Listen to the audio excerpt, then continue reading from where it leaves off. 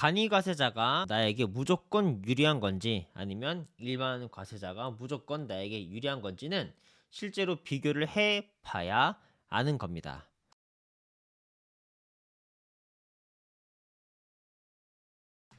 세금은요, 종합소득세가 있고 이제 부가세가 있다고 크게 저번 시간에 말씀을 드렸죠. 자, 그런데 이 한 사람이 처음 사업을 시작하면서 또는 살면서 한 개인이 얻는 모든 종류의 세금은요, 근로소득이 있고요, 사업소득, 연금소득, 기타소득, 이자소득, 금융소득 이렇게 나눠집니다. 그런데 내가 이제 운영하는 부가세는요, 내가 운영하는 사업자의 부가세법으로 인해 구분되는 것에 따라서 일반 과세자일 수도 있는 거고 간이 과세자일 수도 있는 거잖아요. 2021년까지는 4,800만 원의 매출까지는 이제 간이 과세자로 있을 수가 있었고요. 이 매출을 초과하는 사업자들은 바로 일반 과세자로 바뀌었습니다. 큰 차이점은 일단은 세금계산서 발행 부분에 있어요. 세금계산서는 원래는 일반 과세자가 되면은 발행이 가능하다라는 게 이제 법칙이었죠. 근데 그 시절에 일반 과세자의 조건이 뭐였어요? 매출 4,800만 원 이상이었습니다. 그런데 지금은요, 간이과세자의 그 구간이 4,800에서 8,000만 원까지는 늘어났는데 세금 계산서 발행 조건은 그대로예요. 결국에 내가 간이과세자이지만 연간 매출액이 4,800 이상이 되면은 나는 간이과세자이면서도 세금 계산서를 발행할 수 있게 됐다라는 뜻입니다. 그래서 간이과세자의 특징으로 보면요, 무조건 이제 이게 혜택이면서 이득이 아니에요. 낮은 부가가치세를 적용할 수 있다. 무슨 말이냐? 부가세는 다 아시겠지만 10%를 부과하잖아요. 그런데 간이과세자는 10% 곱하기 내 업종별 배수에 따라서 그 곱한 값을 낸다. 10%의 10%, 원래 내야 되는 세금보다 10분의 1 정도만 내면 될 수도 있다. 근데 간이과세자는 일반 소비자와만 거래를 일으킬 시에 유리합니다. 만약에 내가 다른 사업자 간의 거래를 일으킬 경우에는 불리할 수 있어요. 자, 그리고 일반 과세자는요, 연 매출 8천만 원 이상일 경우에 이제 해당되는 거고요. 당연히 이제 기존의 부가가치세 10%를 그대로 적용합니다. 그런데 간이과세자일 때와는 다르게 일반 과세자끼리 거래를 할 때 굉장히 유리합니다. 이게 왜 그런지는 한번 다음 페이지부터 한번 알아보겠습니다. 여기 매출세액과 매입세액. 자, 우리 국밥 식당이 있습니다. 우리가 국밥 하나를 사고 판다라고 해볼게요. 이럴 때 우리가 이 국밥의 가격은 10,000원이지만 얼마를 우리가 주고 판다 그랬어요? 11,000원에 팔죠. 왜 그래요? 이 1,000원은 뭐예요? 내게 아니라 소비자 거를 내가 대신 가지고 있는 의무를 띄고 있다가 이제 부가세 신고 기간에 제출하게 되죠. 자, 그런데 간이과세자는요, 이 1,000원이 아니라 원래 이 11,000원에 10%인 1,000원에서 또 10%를 곱한 값 얼마예요? 100원. 네, 100원만 지출하면 됩니다. 이러면 되게 간이과세자가 무조건 좋아 보이잖아요. 근데 이런 식당 같은 경우에는 10%가 이제 부과되기 때문에 100원만 내면 되는데, 여기 보시면은 전기가스 경우에는 10% 곱하기 5%가 되는 거고요. 식당 같은 경우는 여기 보시면은 뭐 소매업이 될 수도 있고 이게 음식점업이 될 수 있다 보니까 10%에 10%를 곱한 거고요. 요런 식으로 요런 특징이 있는 사업자라고 하시면은 여기 오른쪽에 있는 부가가치율을 곱한 값을 내시면 됩니다. 간이 사업자일 경우에는요. 그런데 이게 문제가 뭐냐면 내가 팔 때 세금을 신고할 때 내는 것도 그렇지만 내가 비용 처리를 받는 것도 똑같이 적용돼요. 무슨 말이냐? 만약에 내가 음식점을 창업을 한다라고 해볼게요. 이럴 때 일반 사업자인 경우라면요, 우리가 인테리어를 해야 될 거 아니에요? 이럴 때 당연히 공사를 해야 되겠죠? 근데 이 공사를 해주는 업체는 어쨌든 사업자이겠죠? 우리가 사업자에게 공사 비용을 지불을 하는데 우리가 공사 비용이 2억이 들었다라고 해볼게요. 그러면은 2억을 우리가 그냥 내는 게 아니라 여기에 부가세를 얹혀서 2억 2천만 원을 지급을 하겠죠. 그러면 그 공사업체에서 우리한테 뭘 줘요?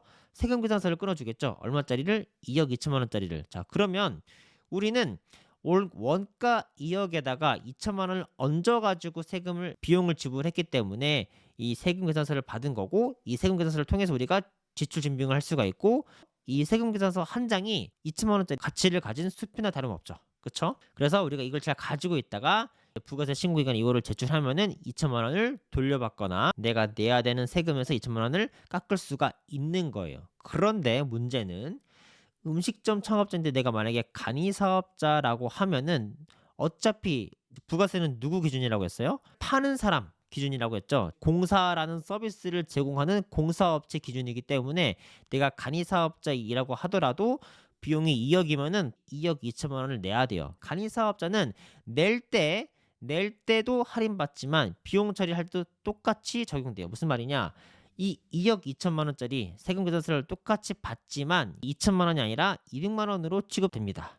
그러면 내가 이 2억 2천만 원을 내고 그리고 200만 원만 돌려받는 거예요. 이러면은 1,800만 원의 손실이 발생할 수 있겠죠. 예, 그래서 무조건 일반 사업자라고 유리한 게 아니고 무조건 간이 사업자라고 유리한 게 아닙니다. 어떨 때 유리하냐? 초기 자본금이 많이 안 드는 사업을 할 때, 특히 1인 기업 온라인 사업자부터 시작할 때 유리할 수 있다라고 보시면 되겠습니다. 그래서 왜 그래요? 공사 비용 없죠? 직원 처음에는 없죠. 물건값 처음에는 없죠. 또는 위탁 판매나 구매 등 할 경우에는 아예 존재하지 않죠. 그리고 사무실 월세 조금, 컴퓨터 비용 조금 있을 수가 있습니다. 이런 경우에는 간이 사업자가 유리합니다. 그러면 이 부분은 유튜브로 말씀드릴 수 없는 부분인 것 같고요. 네, 이건 빨리 패스하고. 자, 그렇습니다. 자, 그래서 이 구매대행 사업자의 부가세는 또 어떻게 되냐? 우리가 지금까지는 이제 부가세에 대해서 알아봤는데 구매대행 셀러에게 적용되는 부가세는 또 달라요. 왜 그래요?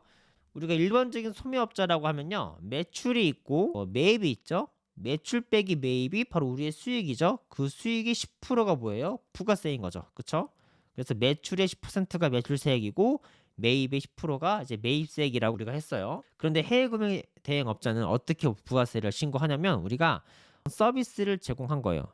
우리가 CGV 영화관에서 안녕하십니까 인사하고 월급 받는 거랑 똑같은 거다. 즉 서비스업이다. 매출이 발생하면은 물건을 구매해가지고 보내주긴 해요. 소매업처럼. 이거를 사서 해외 배송비를 들여서 고객에게 전달을 했지만 그렇게 해서 우리가 실제로 차익 있죠. 순수익 있죠. 순수익을 그대로 내 매출이다라고 신고를 하는 게 구매대행 셀러입니다. 그러면 매출이 있고요. 매입은 당연히 없겠죠. 매출 그대로 100% 신고를 하는 게 해외 구매대행 업자 입장에서 부가세 신고를 하는 거예요. 그래서 일반적인 소매업자를 이제 한다라고 하면은 부가세는 순수익의 10%가 맞아요. 근데 해외 구매 대행업자는 뭐예요? 순수익이 100%가 내 매출이다라고 그런 형태를 띈 채로 보고를 하는 게 해외 구매 대행 셀러의 부가세법입니다. 매출이 1억이고 요걸 내가 실제로 물건을 구매해서 배송료를 막 지불하고 이것저것 처리를 해서 남은 순수익이 3천만 원, 4천만 원이다라고 해볼게요. 그러면은 1억이 매출이고 요 수수료가 매입이 되겠죠. 그리고 요 차액이 4천만 원이 순수익이 되는 거겠죠. 그런데 사실은 이 4천만 원 요 순수익을 매출이라고 신고를 해야 되는 게 해외 구매 대행 셀러인 거예요. 그래서 매출이 4천이고 그대로 매입은 없고 순수익 그대로 매출을 올리는 게 해외 구매 대행 셀러의 신고법입니다. 자, 그런데 이럴 수가 있어요. 쿠팡이나 위메프 이런 오픈마켓을 통해서 판매를 일으키면은 이 오픈마켓이 나의 매출을 이제 가지고 있고 그대로 국가에 신고를 하겠죠. 그쵸? 그러면 어떻게 돼요? 국가는 나라는 사업자에 대해서 너 매출 얼마지? 다 알고 있어요. 그쵸? 알고 있는데 너 매출 1억인 거 알고 있는데 왜 4천만 원이라고 신고하니? 라고 물어볼 수가 있는 거예요. 그쵸? 그렇기 때문에 해외 구매대행 셀러는 실제 매출이 1억이지만 우리가 하는 사업의 형태상 이게 진짜 매출이 아니고요. 요렇게 6천만 원에 대한 수수료가 있습니다. 이 수수료에 대한 증거가 바로 저의 1일 장부입니다. 라는 식으로 증빙을 그때서 해야 되기 때문에 해외 구매대행 셀러는 1일 장부가 굉장히 중요한 겁니다. 너 왜 매출 1억인데 3천이라고 신고해? 진짜야? 소명을 요구한다라는 거죠. 예, 그래서 저는 매출 3천이 맞습니다 라고 하는 겁니다. 근데 만약에 여러분들이 1일 장부가 만약에 기록이 안 되어 있잖아요. 그러면 어떻게 돼요? 네, 순수익이 3천인데 1억이 순수익이라고 취급되는 정도의 양의 세금을 내야 된다. 세금 폭탄을 맞게 된다. 그러면은 우리가 벌었던 거 다 뒤로 토해내게 되는 결과를 얻게 되는 겁니다. 그러면 보세요. 우리가 해외 구매 대행 셀러의 서비스 수수료에 해당되는 부분들은 어떤 게 있느냐? 매출이 있고요. 고객 결제 배송비는 뭐예요? 돈을 받는 거죠. 구매 원가, 해당 고객이 주문한 상품의 상품가가 있을 거고요. 이거 곱하기 고정 환율이죠. 그런 다음에 국제 배송비가 이제 들 겁니다. 그리고 건부가세를 우리가 낼 수도 있고 고객이 낼 수도 있습니다. 우리가 내면 다 이게 뭐예요? 수수료죠. 그리고 마켓, 우리가 가입한 오픈마켓에 수수료가 있습니다. 그리고 신고할 때 우리가 필요한 자료는 뭐냐면 똑같이 매출과 고객이 얼마를 이제 나한테 결제를 했는지가 필요하고요. 그런 다음에 구매 원가는 뭐예요? 우리가 중국에서 구매 대행을 하면 위안화일 테고 미국에서 구매를 하면 달러이겠죠. 그런 다음에 고정 환율을 곱한 값에 대한 원가를 일단 먼저 적어야 되겠죠. 그런 다음에 확정된 배송비, 해외 구매 대행은 배송이 뒤에 확정이 됩니다. 그런 다음에 확정된 건부가세.